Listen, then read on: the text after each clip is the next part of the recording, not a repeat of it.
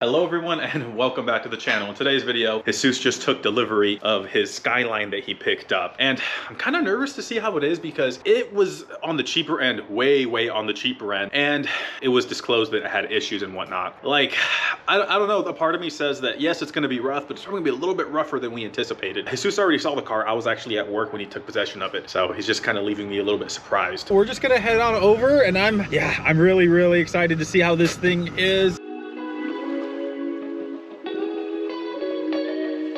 I am about to pull into the driveway, so this is gonna be the first time I actually see the Skyline. Jesus, I don't think he's here yet. No, he's definitely not here yet. I don't see his car in the driveway. So I'm gonna turn the camera and let's see the Skyline for the first time. Oh my God, does she look, oh, she's missing some stuff. She's missing a few things right off the bat, I noticed. But the wheels are very shiny. Well, the Skyline is parked right behind me, and my first thoughts are that you can see some body damage. So like the ad did actually say that it was rough. So the car's a GTS-T.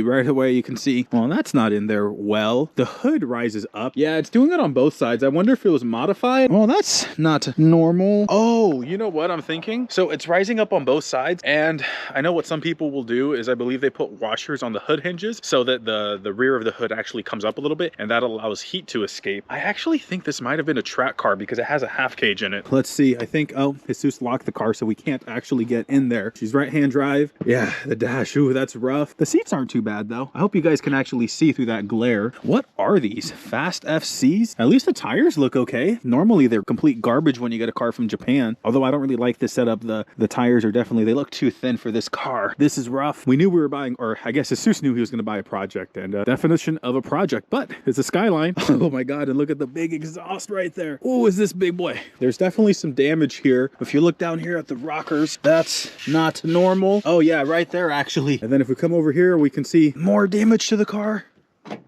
Oh, nice. Oh, okay, I'm just gonna put that back.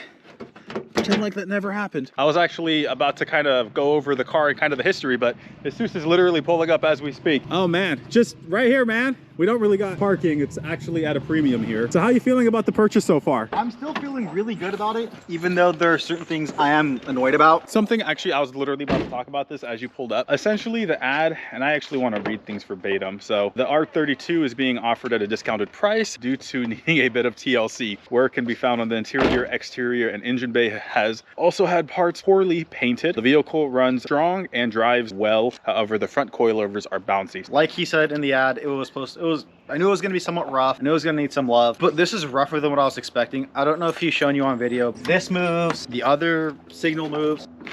This is actually only being held on because one bolt, and it's missing the actual nut. So it can just come on off? Yeah. Also, there's this. So, there are 3 plastic tabs that should help hold it. They're all ripped. The hood latch is also broken, kind of. So to open it, we need pliers.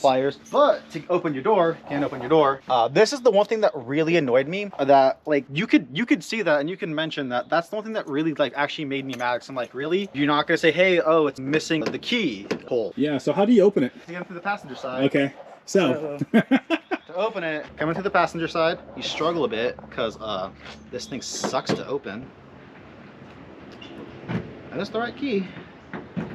Because it looks like whoever just kind of spray painted it, just spray painted over the keyhole too. Yeah, the paint wasn't done very well. This opened earlier. Oh, does it not open now? No. What? This is the key, the only key that I have. Oh shit, no way. Oh yeah, you can actually see the orange peel. Yeah. Yeah, it's not, yeah. Is it really not working now? No, I literally opened it earlier. Oh, come on. And this is the key that turned the car on. Ooh. Okay, we might need to learn how to break into a car right now.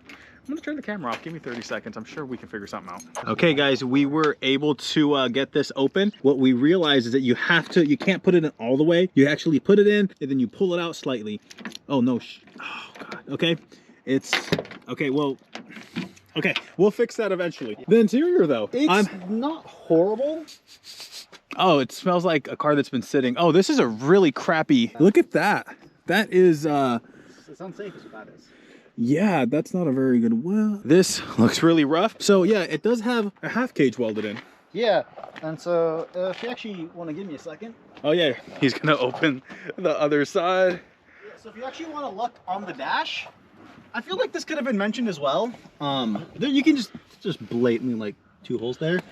Outside of that, the dash is actually like fairly nice, and outside of this, the interior is actually not in that bad a shape for it being a 30-year-old car. No, I do want to detail it though, because it doesn't smell like cigarettes, which is nice, but you can tell the car's just been sitting and sitting. Yeah, and so to open up the hood latch, take your pliers, you grab this.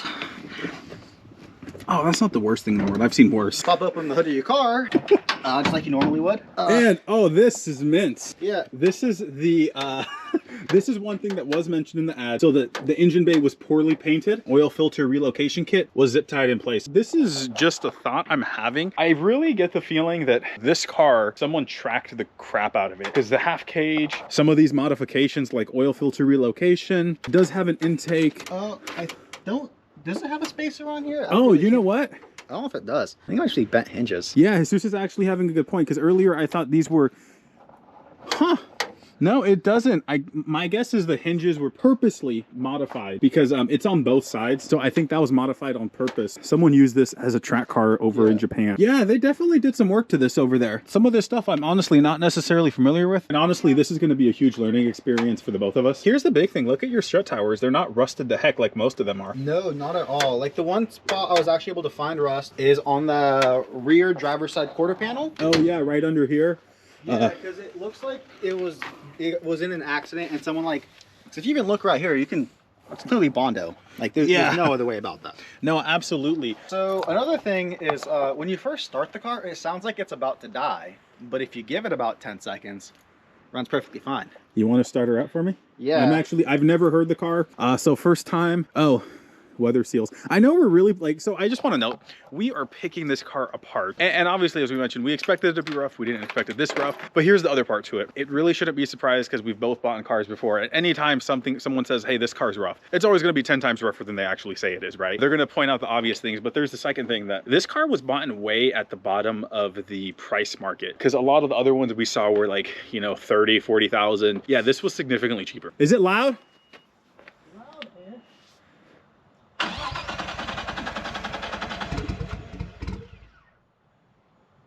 Ooh, that's not good.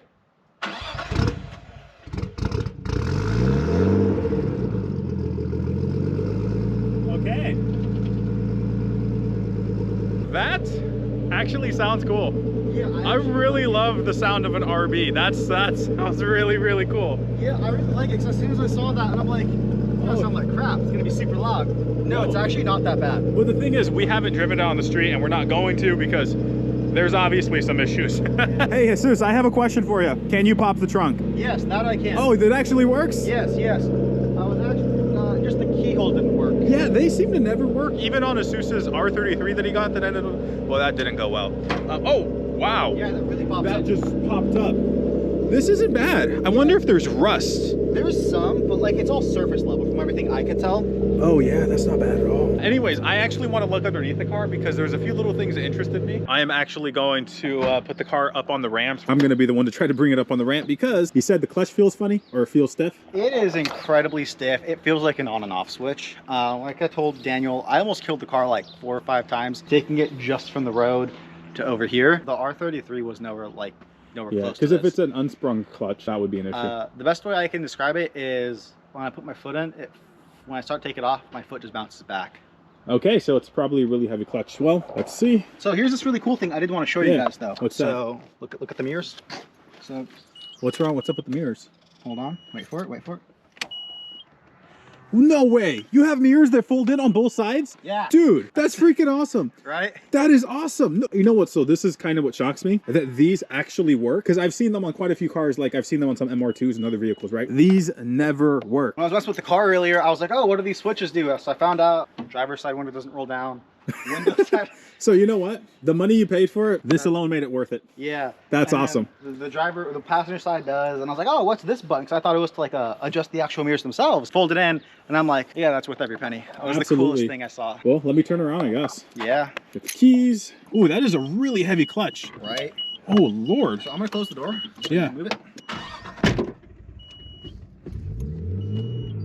All right, it's in neutral. So first time, oh my God. I wonder what type of clutch it has in it, because that's not like your typical street clutch. I'm gonna need to put the camera down for a second. I gotta tell you guys, so I got this thing up on the ramps. The clutch is extremely touchy. I really wonder if it's like a light and flywheel with like an unsprung clutch. Yeah, that's a really heavy duty clutch. So here we are under the car. I'm actually not under it because the plan was to jack it, but there's some pretty bad damage under there, which I'll show you here in a second. But anyways, this thing does have some tension rods here, so that's going to help us adjust caster. It has coilovers. The other side's the same. There's been some work that's been done to this car. From the perspective of rust, it's actually not that bad. It's kind of just an old car, so that's super nice. Really, our big issue, which is the fact that right here, these have been jacked up improperly. So that damage that I mentioned earlier, or at least I think I mentioned earlier, I thought it was because the car had been crashed. No, someone wasn't jacking this up, so they totally messed up this rocker panel. And the other side's the same thing. All of this is just messed up because it wasn't jacked up right. So if we go to the